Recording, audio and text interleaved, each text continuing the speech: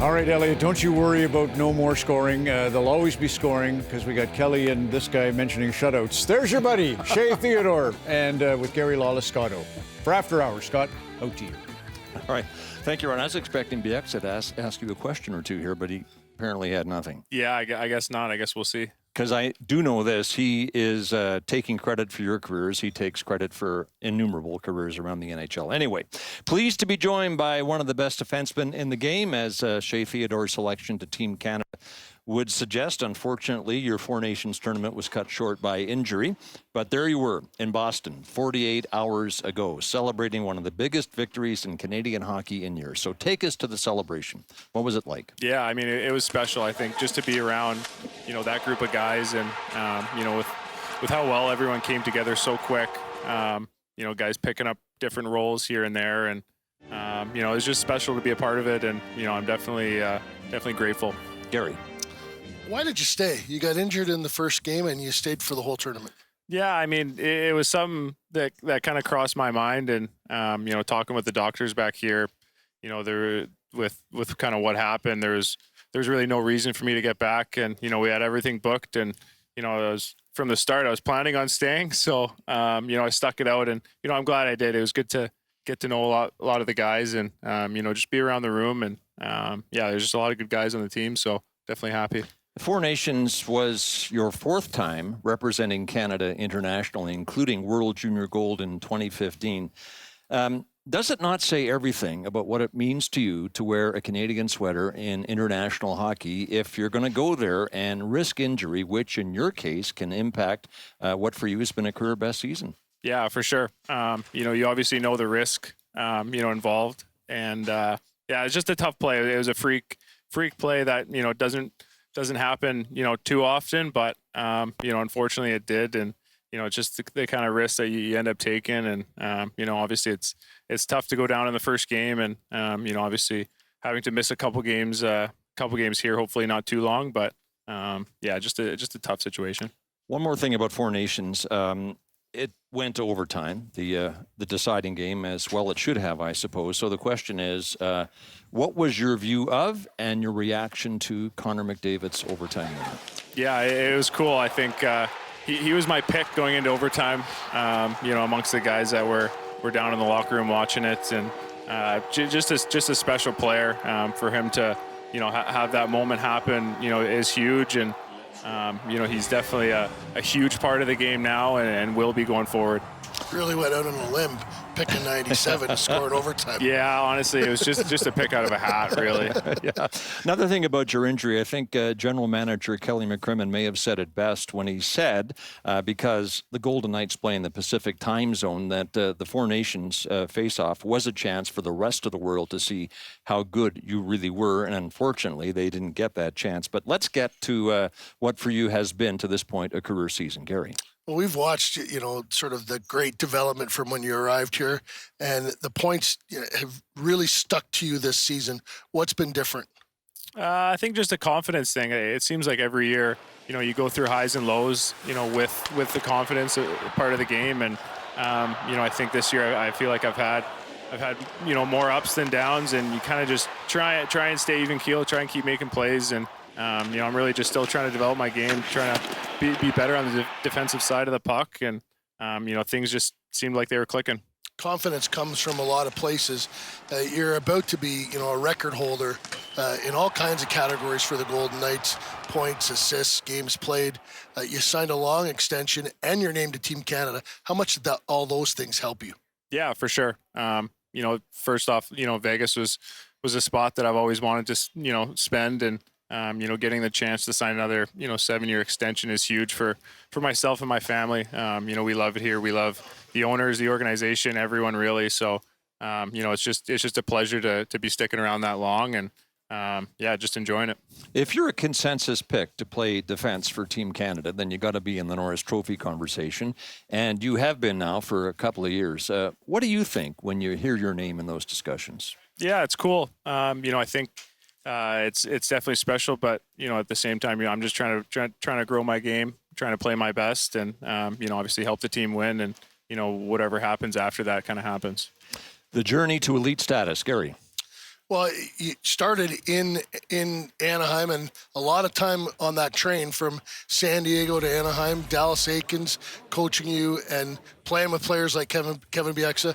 Tell us about your journey to get here. Yeah, I think it was kind of unconventional. I spent a lot of time up and down, from the minors in Anaheim, and I think the biggest thing I took from it was the playoff success that we had. We didn't quite win, but we had some long, deep runs, and I learned a lot from those guys. Kevin's one of them. I think at this Four Nations thing, Getzlaf was a big part of it as well. So being around him again was good, and just kind of brought up some old memories. Kevin Bieksa and Ryan Getzlaf had a discussion during the tournament where Bieksa said, "Did you think he was going to be that good?" And Getzlaf was like, "Did you think he was going to be that good? Did you think you were going to be this good?"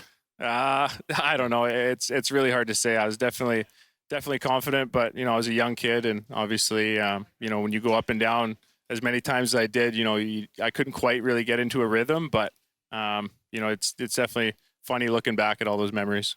Anaheim traded you to Vegas during the expansion draft so that Vegas would stay away from Josh Manson and Sami Vatanen. No disrespect to either of those players, but as the saying goes, time will tell who wins this trade, and I think it's pretty clear now that Vegas has won the trade for you. And I'm sure you like the way this is going, because in about 2 more questions, you're going to be in the Hall of Fame. Yeah, keep going. Okay, it's going great. I want to go back to the point that Gary made about the shuttle service between San Diego and Anaheim. I remember I talked to you during the Stanley Cup playoffs in 2017, and that year I think you were back and forth between San Diego and Anaheim 15 times. I remember you telling me something like you'd be in your car driving to the Honda Center, and General Manager Bob Murray would call, and you'd have to turn around and drive to San Diego, which was about 90 minutes away. Where did you think your career was going back then? I had no idea. I just thought I was trying to collect as many hotel points as I could and kind of see where it took me. I remember taking the train a couple times. I think that was new. That was new back then. There was the train right outside of the Honda Center, which was convenient for getting down to San Diego. So. All right, the Knights Stanley Cup wins coming up on 2 years ago, but it's our first chance to talk to you about your day with the Cup, because it's the first time we've had you on the program. Gary.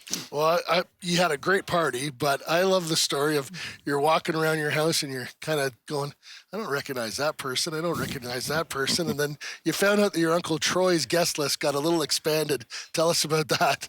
Yeah, I mean, it was definitely a hectic day. It's something that it's hard to plan exactly for and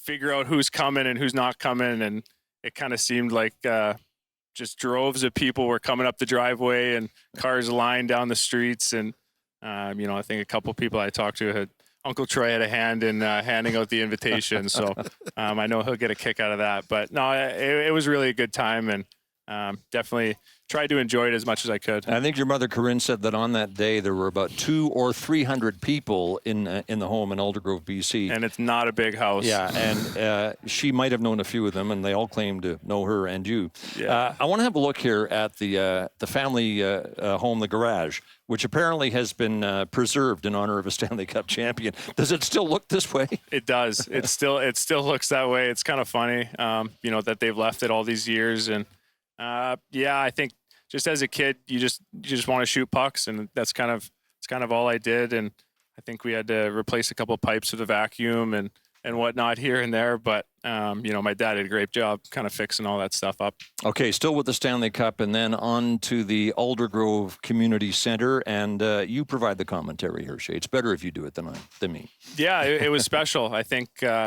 I was able to. They just opened it a couple years ago, and I was able to kind of cut the banner for it, and it was huge for the community to have a new rink, and they got a pool there and a gym and kind of a whole community center. So it's great for the town to get, and it was awesome. I mean, looking at this video, just seeing some of the kids, and it was just a special day to have. And meeting the kids, we're going to see a shot here in a second of you with a bunch of them. That's what it's all about, Stanley Cup celebrations, is it not?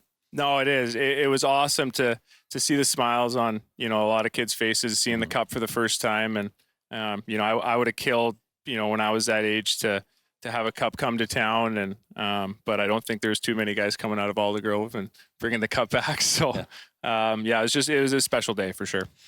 You come from hardworking parents. Your father, Cam, is a millwright. Your mother, Corinne, works in a bank. Do they still work, by the way? Not as much now. Yeah. Not since you signed the big deal. Still, though, I wonder what the most important value your parents have passed on to you is. Yeah, I mean, I think just both good values from both of them. But I think when I was younger, it was the classic. I think it's been out there before, but the take your kid to work day. I went with my dad, and went to the mill for a day, and it's an early morning, and I think I was asleep at about 10 o'clock in the lunchroom. So. It was a long day, but he always just told me, if you work hard, good things will happen. And that's kind of what I did. One thing we know about your father, Cam, he is not short on personality. Gary. Well, when we first met him, he was kind of shy. The first father's trip he came to him, but then when we got him on camera, he really blossomed. This guy's crazy with the camera. I mean... Is that all you have to say about it? Yeah, I mean, just to a T. I think. Well, last year when I was out and I was hurt, and he texted me if I was going on the father's trip, and he said, "Well, I'm going anyways." So I didn't make it, and he went by himself, and I think that's where his mini TV series came about. Yeah, so on that topic, it's a good thing that your father, Cam, was on the trip, even if you weren't, because I'm not sure there would have been a lot of entertainment without him on the trip. And also, there may not have been any video record of it, so we're pleased to say that Cam filed this report. When I found out that Shea was hurt, the first thing I thought of was, I'm fine, I can travel. He has been on every Golden Knights trip. One of the things is yes, thank you very much. See, this is how we are. This is Cam on Cam with the Carrier machine here. He's going to tell us exactly what he thinks of this father's trip. Bonjour. This is Cam on Cam with an interview with Nicholas Pop. Bonjour. Je m'appelle Cam here. That's all he knows. Just wrapping up the father's trip here, having a fantastic time. Was super nice of the Knights to let me come along. Everybody's had a fantastic time and been treated like royalty as usual by everybody on the Knights, and all the dads are having a fantastic time here and pretty much living the dream. So there you go. He is good with the mic. He's got questions, not quite fluently bilingual, but almost. So there's your next host of After Hours. Question from T. Mills. Shea, I play hockey with your old man. How is Cam on Cam not a full-time year-round segment? I personally don't think that would be good for anyone. I think he's a short series type of guy, and I'd love to see the outtakes personally on a lot of that footage. He's been on. I think they were the outtakes. He's been on every trip, every father's trip. The team is 11-0-1 on those dad trips. Him and Kim McNabb, Braden's dad, are the only ones that have been on every trip, and they get worried if it's tight late, they're worried that it's going to be a mom's trip. But as long as you guys keep winning, it stays a dad's trip. Yeah, I think going into it, that's the whole focus is keeping the dad's trip rolling, and they bring good mojo. So, Deshaun, let's have the towel. So you got a few of these, Shea, but this one is for Cam. Oh, perfect. Wow. Perfect. I'll save that for him. And we're pleased to present it to him because, among other things, he's not afraid to ask the tough questions or read mean tweets about his son.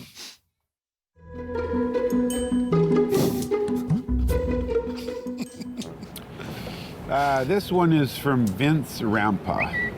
Can anyone name one thing Shea Theodore does well? Because there's a growing list of bad things. Really? He does bad things well. Well, at least he's consistent. I think it was Willie Desjardins years back when he was coaching the Vancouver Canucks, and he said, when a player makes it to the NHL, in a way, their parents make it too. So Cam has made it. He's living the dream, and it's beautiful, is it not? Absolutely. Yeah. He definitely lives the dream every day, and, he loves coming down and going to games, and he's just always a treat to have around. By the way, Cam used to take you to Canuck games, right? Yeah, we would get tickets maybe once or twice a year, I think, from his boss, and we'd take the train down to Canucks games and check them out. This is what you looked like back then. Yeah, that was a couple years ago. All right, let's turn the corner to a matter of life and death. Gary. You're coming off the ice. You've just received your silver medal at the World Championship, and you get some news that you need to go see the doctor. Take us through it, please. Yeah, I mean, it was kind of crazy. After the tournament, I know you get tested a couple times during the tournament, and being pulled into a room with a bunch of guys telling you that you've tested positive for something, and it's definitely scary. I think a lot of guys have the same anxiety when they're doing tests, and sometimes you don't know what they're going to find. And what did you test positive for? It's called HCG. Just a hormone, that pregnant women actually like test for to find out if they're pregnant, and it's also a sign for testicular cancer. So honestly, it's a crazy story on how it happened. I mean, going back, that was the year that we lost to San Jose in the playoffs, and which is why you're at the World Championship. Yeah, for sure. With that crazy event. With that long power play that we gave up a couple goals, and just the whole thing leading up to it was mind blowing. But definitely sometimes there's something up there looking out for you, and that must have been it. So that was 2018. As Gary said, you come back to Vegas, you see the doctors right away. It takes about a week and a half, and you're diagnosed then with testicular cancer. Surgery follows, and everything is fine. But there remains, I guess, the what-if question. How can you not still be thinking about that? What if you hadn't gone to the World Championship? Yeah, I mean, I think, what they found, is pretty scary. And, I mean, I think the worst part about it, my wife and I now, we were taking a trip around Europe for 2 weeks after. So, I had kind of 2 weeks of an anxiety-filled trip around Europe waiting to fly back. And, that was definitely tough on me. But, we got through it, and definitely special. So then November of 19, during Hockey Fights Cancer Month, your grandmother, Kay Darlington, who was then battling stage 4 breast cancer, drops the puck with you at center ice, obviously here at T-Mobile Arena. She would later say this was the biggest thrill of her life. Kay sadly passed away in June of 20, but now in her memory, you have Kay's power play. Tell us about that. Yeah, just with kind of after that, wanted to bring some awareness and raise some money towards breast cancer. And, I linked up with the great people at Comprehensive Cancer Center here in Las Vegas. And, they do a great job every year getting people screened and getting funding towards that. And, just trying to help out everyone as much as they can. So you've beaten cancer. What is your overriding message? I think just check yourself, go get tested. I think I heard a story earlier this year. I think Dakota Joshua was out a little bit with kind of a similar thing. So, good on him to speak out on it. It's obviously not an easy subject, but, it can really happen to anyone. And I think, I think just a lot of people need to get tested and, definitely check themselves. All right. On to new life, Gary. Yeah, well, you're a father now, and tell us about Wesley and what that experience has been like for you so far. Yeah, he's awesome. I think wow. He definitely puts a smile on my face, every day. And the time I get to spend with him is definitely special. He was out. He made the trip to the Four Nations, and there's a couple late 8 o'clock games that he slept through, in the rink. But he was there, and it's so much fun seeing him grow every day and see how much bigger he gets. And definitely a bright part of every single day. He's in there at the glass. Is this his first game? Yeah, that was his first game. My wife got him a nice jersey too, and he was all decked out in night stuff. So, she's been incredible too. So your life obviously then has changed for the better. How so? Yeah, just different meaning. I think, having a son now and, getting to raise him in Las Vegas, and, it's special to be able to share that, with my wife and with him, and, just have him be a part of this next chapter. Question from Serenity Now. Who was the better player on the U18, under 18 Fraser Valley Bruins, Theodore or Taves? have a picture here. That's Devon Taves she's talking about. Yeah, I'm aware. Okay. Well, the audience might not. I'm gonna have to say Taser. He was good that year. I believe he went to the All-Star game and I didn't. So, that's that brings it back. But obviously, he's a great player. It was fun to be playing with him at least for a period at the Four Nations, and just to see the player that he's become is cool. I mean, being around him again and seeing his parents there brings back a lot of good memories, and I'm happy for him. You think that far back, would it ever have crossed your mind that the two of you would be in the NHL together? No, I mean, I think looking back at our high school days, we were just a bunch of kids, going to the hockey academy in Abbotsford there, and it's pretty crazy to see the two paths that we've created. And he was always 6 inches shorter and 20 pounds lighter than everybody else, right? Yeah, I think that was kind of his knock, but obviously you look at him now and he's a big guy, and obviously he's a cup champion, so good for him. One last piece of video here, Shea. There are beer leaguers everywhere who think they could play in the NHL if only they had the right opportunity. The Golden Knights have given a few of them a chance to see how they'd fare against the best in the world. How did this guy fare against you, do you think? You know what? He did better than I thought, actually. I think that's a funny video. That's also at the end of a long media day, so I was a little tired, but yeah, I got him there at the end. All right, Gary, final question. The opportunity to play at the Four Nations cut short, but does it whet your appetite to go back and play for Team Canada at the Olympics next year? Yeah, I think just being around those guys and seeing what those games are like. I got a small sample of it there, but just seeing the intensity and how much everyone cared. It was awesome to be a part of. On the sidelines, and I think just getting to know a lot of those guys at the tournament itself is special, because I think the majority should be the group going a year from now, and it'd be fun to be a part of. Perfect, and that's where we'll leave it. Shea, thanks for joining us tonight. Thank you very much. Shea Theodore, pride of Aldergrove, BC, Stanley Cup champion, chasing another with the Vegas Golden Knights. He was our guest on After Hours.